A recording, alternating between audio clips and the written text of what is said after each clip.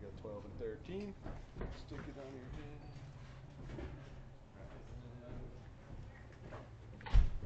Alright folks, seatbelts fastened, helmets buckled, guys are gonna come around and check those before we can hit the trails.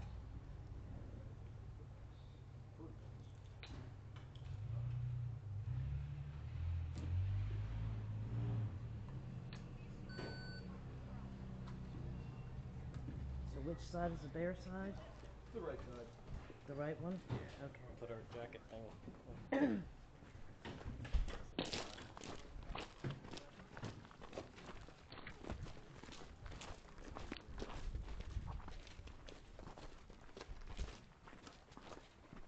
Alright folks, at this time we're looking for all drivers and passengers to their vehicles. All drivers and passengers to your vehicles, please.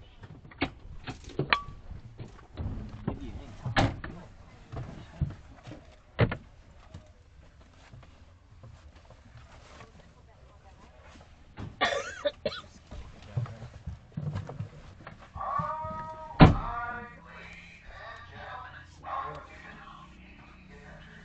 We are going to get started here in just a moment, but before we do, I've got two more pieces of safety info to throw at you real quick. First things first though, we are going out in two different tours today. I have my bear tour on this side. Woo! And then I got my wolf tour on this side. I'm going to send you all out, one at a time. I'd like to go starting with the wolf tour, followed quickly after by the single riders on our bear tour, and last but not least, our side-by-sides on the bear tour. When you reach the end of our driveway, you're going to hit an active roadway. When you hit that active roadway, you will also see a stop sign. When you see that stop sign, I just need you to do exactly what you've been doing your entire life. When you come to that stop sign, please stop and look both ways. Also, your guys work extremely hard to make sure that they're putting you on the safest parts of the trails today.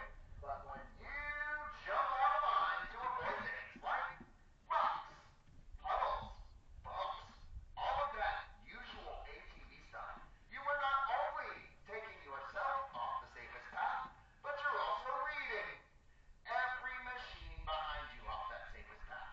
So please keep your tires in the treads of the vehicle in front of you at all times while on tour today. Alright folks, who's ready to do some ATVing? Alright then, I think we can do better than that.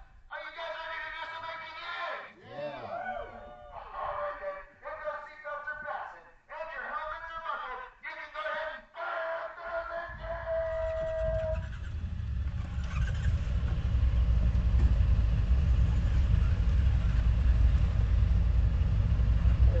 Who's tossing your wife out? A bit too much enthusiasm.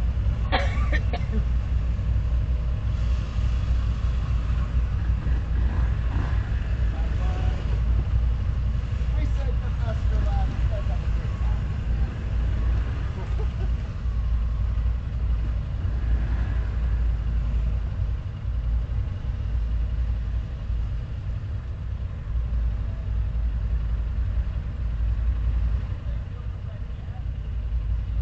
You want a rabbit? Ooh, that skirt.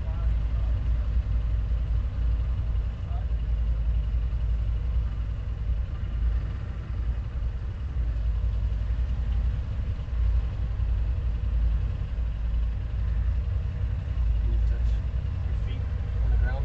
No? What about up there? Yeah. You're gonna want to. I mean, I can brace them up here. Your seat slides forward. Or I think it does. You're gonna want something to brace it. Well, honey, I can brace with this, Okay. like I said. And I can brace on the edge of the door. Alright. The sun's hot.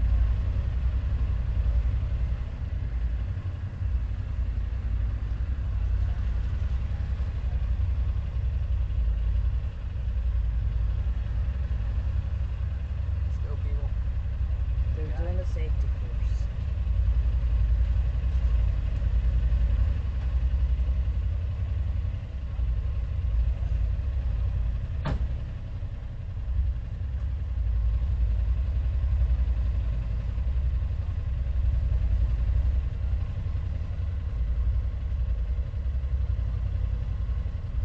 Those are my size tires for flipping.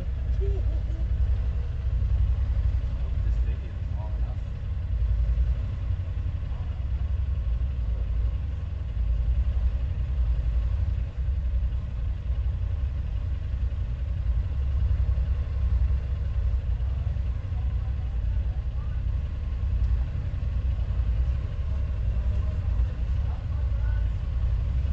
Alright, you guys have a blast out there. We'll see you in a bit. You guys have so much fun. We'll see you in just a little bit. Alrighty. Bye, guys. Let's go, driver. Oh shit.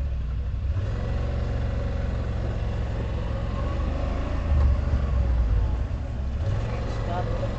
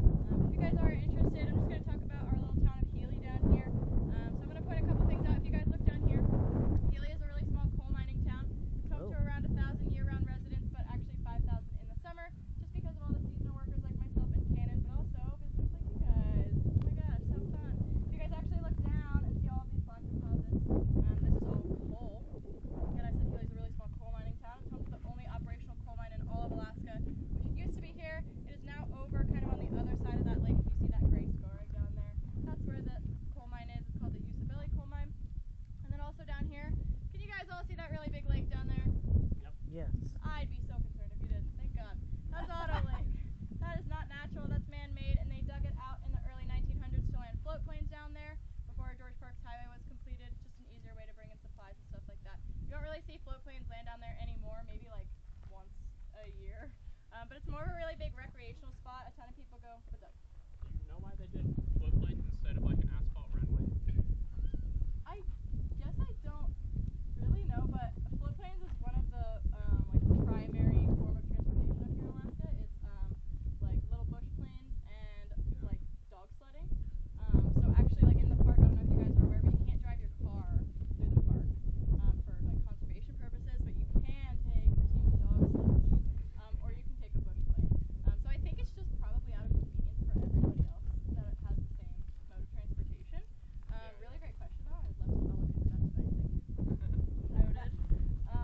But yeah, you guys could go swimming down there if you want. It's kind of like the perfect weather for it, but there are 2 types of leeches, so swim at your own risk, I suppose. You guys could go. Hey, I won't be down there, but more power to you. You know. But it's only about 10 feet deep, and it's also a really, really great spot to see moose. If you guys have your own form of transportation up here, rented a car or something, and you're just dying to see a moose and you haven't, I've never been down to Otter Lake and not seen a moose. And Cannon, can you agree? He agrees. Okay. If you guys look a little to the left of the lake, there's a really big blue building. Are you guys all seeing that one? Yes. Thank goodness. I'm so excited to tell you guys about this because that's our Healy skyscraper. Tallest building in town, 3 stories tall. We're very, very proud they're installing an elevator soon. But I actually don't care about that as much. To the left, there are some red buildings with the white roofs. Hopefully you guys can see those, and that is our launch yard. So that's where you guys just drove from. We're currently about 2.5 miles from there, and then by the time we get back down, you guys will have driven around 10-ish, just to kind of give you guys some perspective. And if you look hard left, that sandy area at the bottom of that ridgeline is going to be your next stop. And then if you guys were to turn around, that hillside up there is going to be your last stop. So again, I just wanted to kind of give you guys some perspective as, like, you know, they grow up so fast. But you guys are, they grow up so fast. You guys are going to go far. I don't know. I'm making me emotional. But at these stops, please look at myself and Cannon more as your professional photographers more than your tour guides. So if you guys want pictures, if you have questions, want more information, please don't hesitate to grab us. And then when you guys are ready to head to our next stop, you can tell us that by getting in those machines and tossing those seatbelts on, and we'll kind of get the hint that you guys are ready to go. Thank you for listening. Okay. Who wants a picture? Do you know what that whole like unvegetated, is that just like a landslide? I do know what it is, but Cannon's actually going to talk about it, so I don't want to steal his thunder. Alright. You have good questions. Nobody's ever asked me questions, so it's kind of throwing me off a little bit, actually. Is that the Castle Rock part of Mount Healy? It absolutely is. Great. Yes, that is Mount Healy. The beginning, that's, oh my goodness, town's namesake, but it's also the beginning of the Northwest. So right on the other side of that ridge line is the national park. It's also the beginning of the Healy Range, the tallest mountain in the Healy Range. 57 feet tall. You can climb it, but it's like 1,000 feet per mile. Yeah. I want to do it, but nobody wants to do it. So. It's really tough. Yeah, I've heard. We have a couple of our coworkers that done it, and they're like, "Whew, like it's pretty, but what cost?" A full day. Yeah. And maybe part of the next day, depending on how it goes. That's that one with that thing on the top. The like rock. Yeah, up on the top. Go up on top of that. I was up on the right side, so not the. Brian, grab my water Side was kind of sketchy. and a cough drop, please. I do hear that you just moved the ball also. Do what? My water and a cough drop. Where are your cough drops? One of yours. These are old coal mining roads. Thank you. So again, like all the coal digging right here, that railroad that just went over, they obviously don't use it anymore, and they used to operate over here with the coal mines, but the coal is just more plentiful over there. There's also nicer coal, cleaner burning coal, if there is such a thing. Answer the city. That's a really good question. I actually don't know the scientific answer to that, but I know it's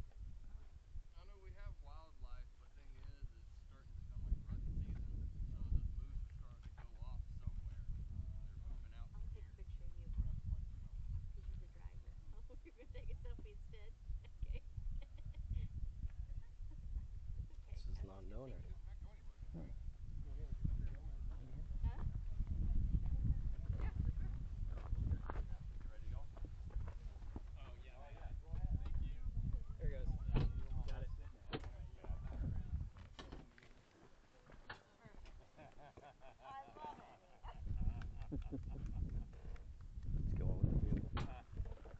That doesn't look toned at all. I figured you'd run into some trouble, but you didn't. You never tried. No.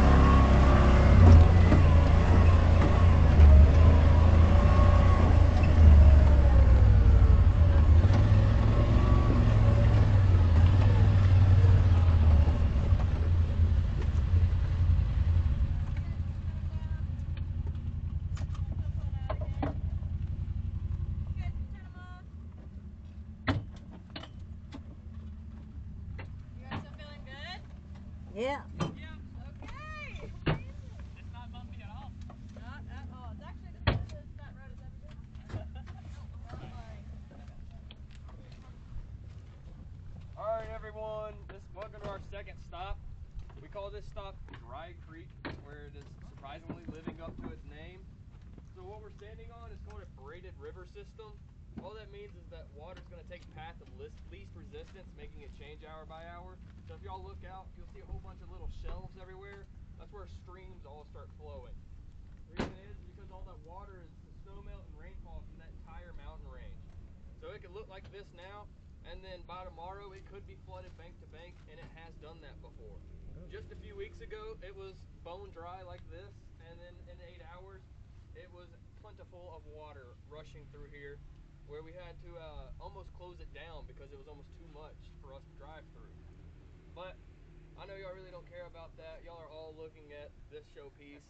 So me and Maddie knew y'all were coming out today, so we came out last night with some pickaxes, some shovels, a little bit of liquid courage, and we built y'all sandcastle. I hope y'all are proud.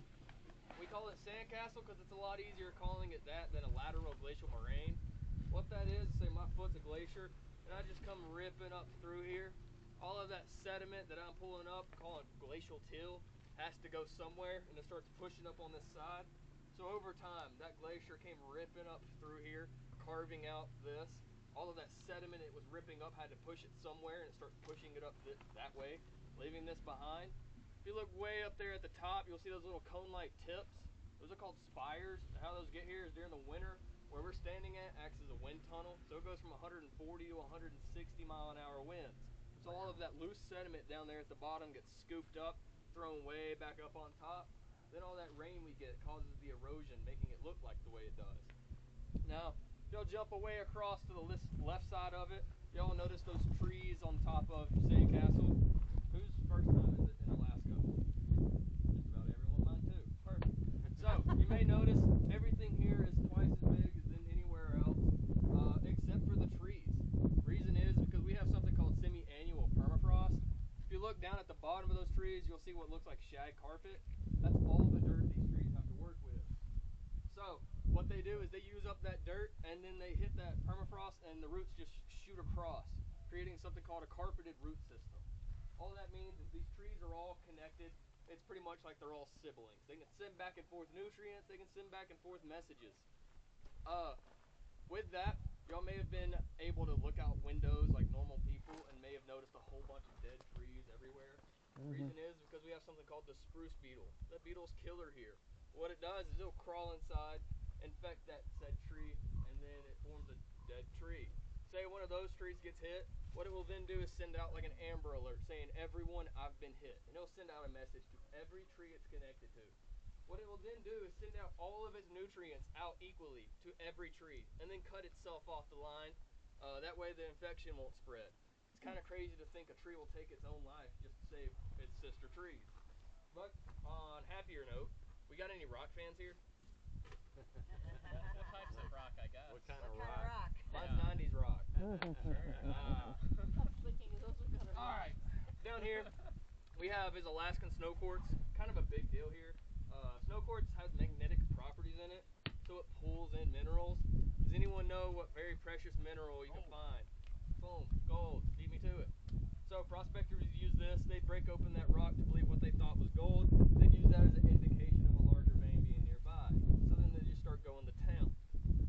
With that comes iron pyrite. Iron pyrite's nickname is fool's gold. There we go. Y'all are getting comfortable now. Fool's gold. Here in Alaska, we got a saying: if it's malleable, it's valuable.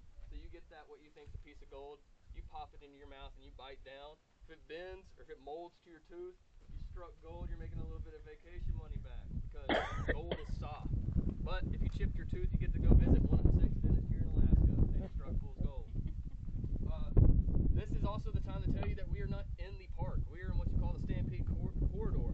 So if you wanted to take sand, rocks, trees, mud, if you can find water, you can take all of that. You can take any of it. You will not become a felon today. I promise. So we'll just hang out here for a few minutes. That way if you'll have any questions, you can ask me or Maddie, or if y'all want to get some rocks, want to ask what they are, you can take them home. You can ask us some questions about it. We'll just hang out here for a few minutes and then move on to the next. I saw on the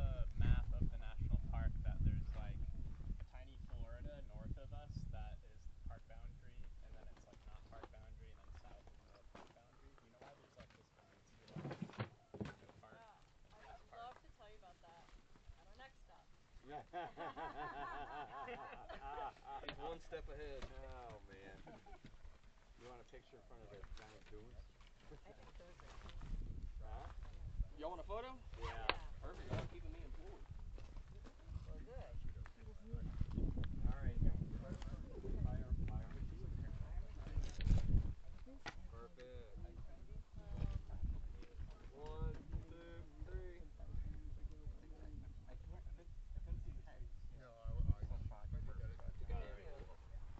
Thank you. No problem. Can I get next, Ken? Yeah. You want to get that in the background?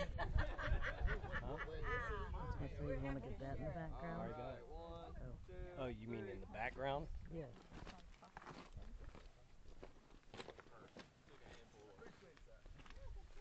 Needs to see how big we are. Yeah, that's a good spot to climb.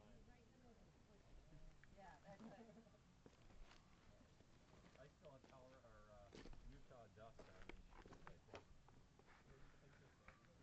I was there when, 2 years ago. But I haven't worn the shoes since. So, yeah. Yeah, right. Bring a little bit of Utah home with us.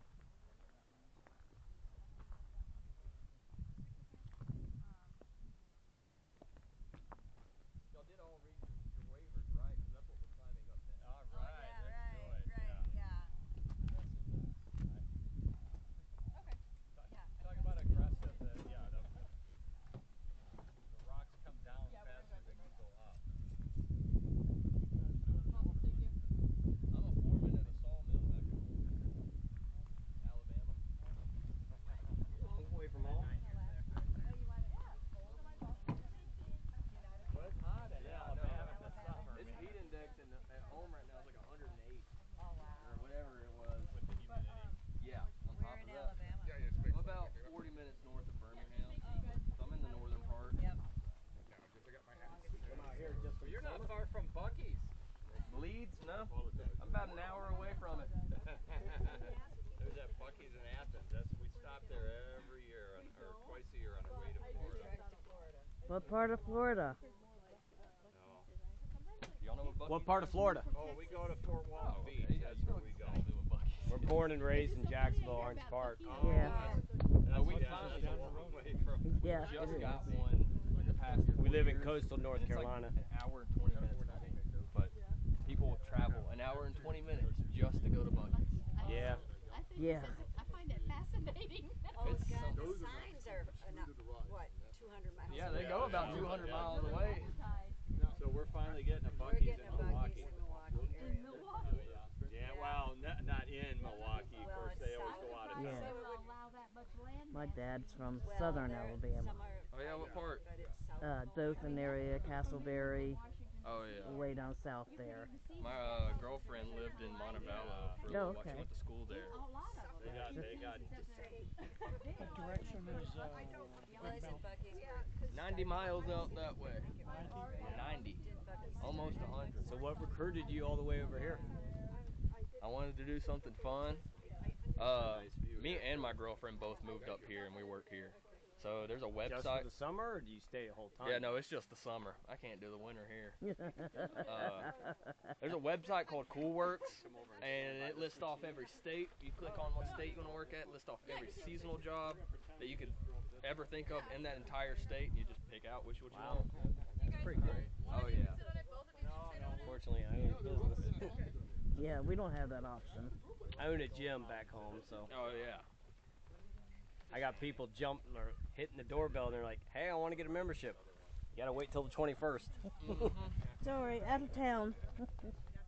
I know. I think we have one business owner, and she owns a winery in Chicago. So, but winery, I feel like you can be very lenient about when that's open and when it's not. Yeah. Cannon, how's the sawmill gig? Is it stinky? It sucks. Yeah, it's not fun, but luckily I'm higher up, so I can get away with some things. Okay. Like not being in the worst spot or something. Like. I've worked my way out of it finally. Dusty. What did you say you do at home? I'm a foreman at a sawmill. weather we've had all summer. We're usually It heading south it during sucks. the winter for vacation. This is a lot better than doing that. I bet it is. We're heading north during the summer. least on days like this. Yeah. Where do you guys go? Ideally, they, for a bad, sucky job, they pay you a lot, right? It's enough, yeah. Okay. The best is the hours, because I go in at 5 a.m. I'm off at 2:30 p.m., so I got the rest of the day to Well, do you need whatever. that in Alabama with how the sunset timing is. Gosh. Oh yeah, right when I get back home, it's gonna start setting. Like sunset will start coming in about 5 p.m. I stick to my job. I'm a massage therapist. I'm nobody's enemy. Everyone loves me. I like it. Well, we have the best job. What's that? We're retired. Let me join. I tell ya, when the weather's bad, I just turn over. Someone's got Oh, yeah. I used to have to drive in the snow or better. I'm working to that point. Me too. Alright, let's go hop in our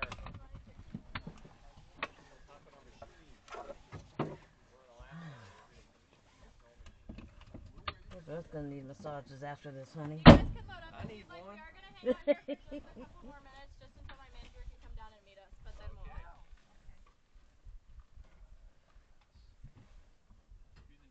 Was he in the car or the thing with the lights? The little What? flashing lights. Was he in the one with the Yeah, flashing what was lights? that about? Is that the police? Is that Yeah, they went all Manager. fancy on us. Is that the yeah. Trying to scare The ATV police. You're doing your job. Listen, I'm a rule follower. He doesn't have to worry about me. Yeah, that's the first time I think we've seen them out here with those. I was like, what the hell? I was very confused seeing it. Yeah. Well, because at first I genuinely was like, that seems like something the police would have here. So I was like, oh no, what happened? And lo and behold. See any bears driving out here? Not bears. Most of the bears stay in the park. Biggest thing is the moose, which we also got very lucky Oh my seeing God, the you guys moose. all saw that? Yeah. We didn't see it. It was gone by the time we got there. It was off to the right, just tucked in the trees. The left. The left. Off on the left. Yeah. It was literally about from here to that tree line. She was pretty hidden. He wasn't scared of the noise at all. Most of them aren't. No, he was still there when we went by, but you had to really look for him to see him. His head was blinked. down. You could see the top of his shoulders and Yeah, his but back. his head was down. Where it's been, I'm a moose and you're the side by. It's been this close. And Yeah. They sit there and stare right at you while you drive past. Yeah, wild horses, they'd be off and running. They'd be gone. Oh, yeah. Neither one of us. Well, except the ones on Chincoteague. Do they have these types of rides up in the park? No, you can't have any wheels inside the park. It's $1,000 per tire. Even down to the rangers don't use snowmobiles. They use sled dogs during the winter. Dogs and planes only. So they stay open year round? All his glory. I want to say, yeah, this is also my first year here. So with the park itself, I don't know the ins and outs. I want to say yes. Because I know when I first got here, it was open, but you could drive your personal car all the way to mile 30. Now you can only drive it whenever the park's fully open for the season. You can only drive it to mile 15.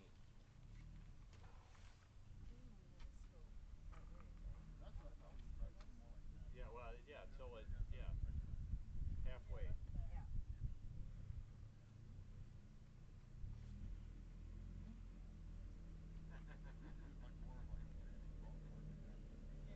Oh, he's got windows in that thing. That thing has AC, heat, powered windows, Bluetooth. Oh, jeez. Oh, it has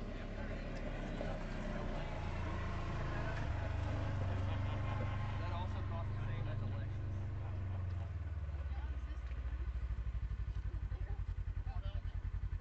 Oh, okay. Where are you from? What part of Alabama? I'm about 40 minutes north of Birmingham. Birmingham? Birmingham's like okay. I only work in. No, I gotta go over there. I mean, Oh, in there. Okay. you ever go to the barber's place? Oh yeah, they're in they're in the if you're ever there in October, go to the show where they do all the engine racing and everything like that. It's like a fairground. I know I did valet and I got to be there for This 4 one weeks. oh, I got to Say how ride you all. saw it. I got to drive all the Porsches. I got to drive. I got to ride my first Corvette. Die on us calls. Dead time. Easy guys. Gotta go. Yes, my wife did very good. All right. You guys are good. You can jump in your machines, get those seatbelts in, and you can fire them up. We're gonna take you on the other side real quick.